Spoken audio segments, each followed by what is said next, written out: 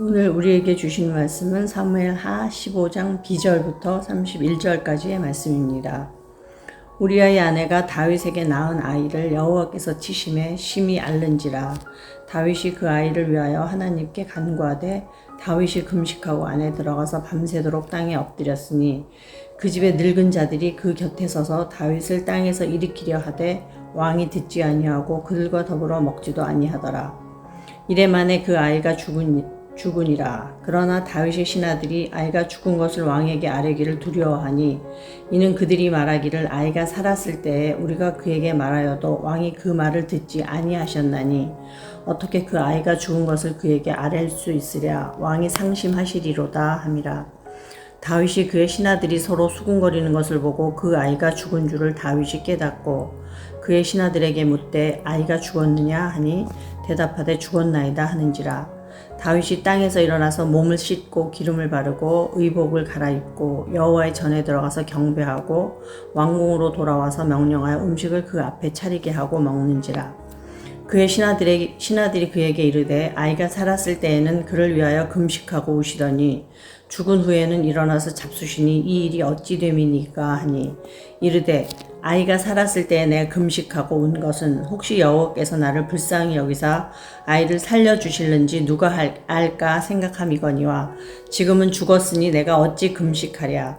내가 다시 돌아오게 할 수 있느냐. 나는 그에게로 가려니와 그는 내게로 돌아오지 아니하리라 하니라. 다윗이 그의 아내 밧세바를 위로하고 그에게 들어가 그와 동침하였더니 그가 아들을 낳음에 그의 이름을 솔로몬이라 하니 여호와께서 그를 사랑하사 선지자 나단을 보내 그의 이름을 여디디아라 하시니 이는 여호와께서 사랑하셨기 때문이더라. 요압이 암몬 자손의 랍비를 쳐서 그 왕성을 점령하매 요압이 전령을 다윗에게 보내 이르되 내가 랍바 곧 물들의 성읍을 쳐서 점령하였으니 이제 왕은 그 백성의 남은 군사를 모아 그 성에 맞서 진치고 이 성읍을 쳐서 점령하소서.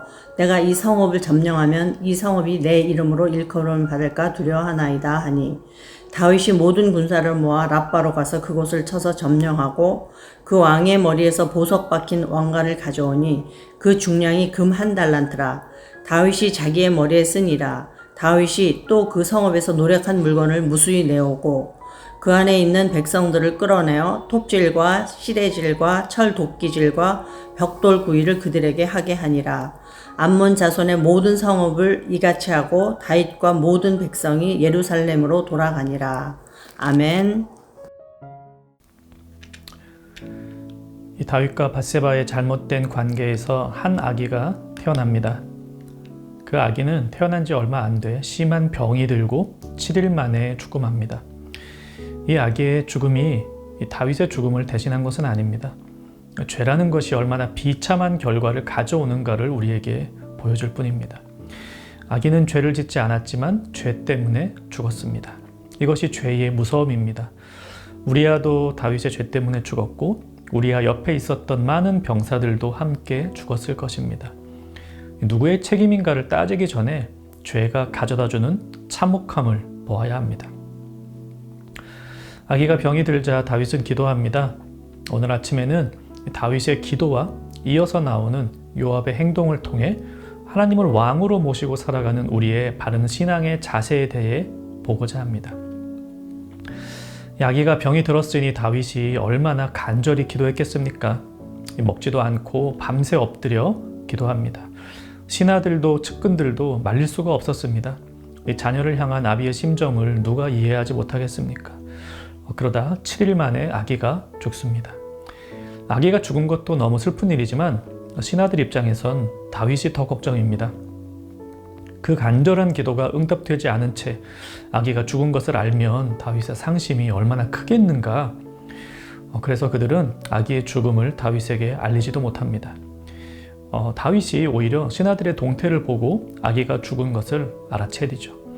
그리고 20절 말씀, 다윗이 땅에서 일어나 몸을 씻고 기름을 바르고 의복을 갈아입고 여호와의 전에 들어가서 경배하고 왕궁으로 돌아와 명령하여 음식을 그 앞에 차리게 하고 먹은지라. 이 다윗이 굉장히 슬퍼하며 또 시름에 빠질 줄 알았는데 다윗은 그렇지 않고 의관을 정제하고 이제 음식을 먹습니다.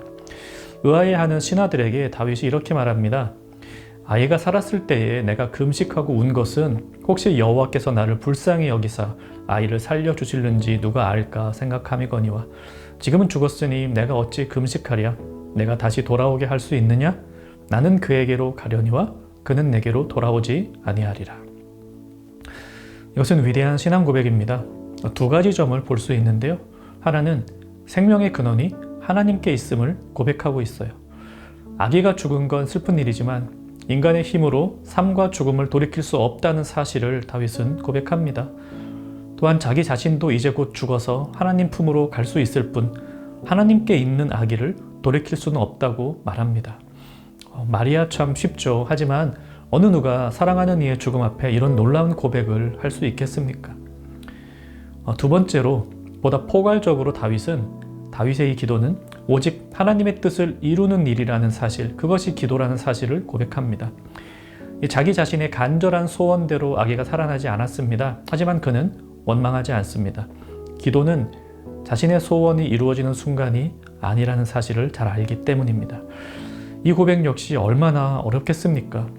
먹지도 않고 자지도 않고 간절히 기도했지만 자신의 소원과는 정반대의 결과가 나타났습니다.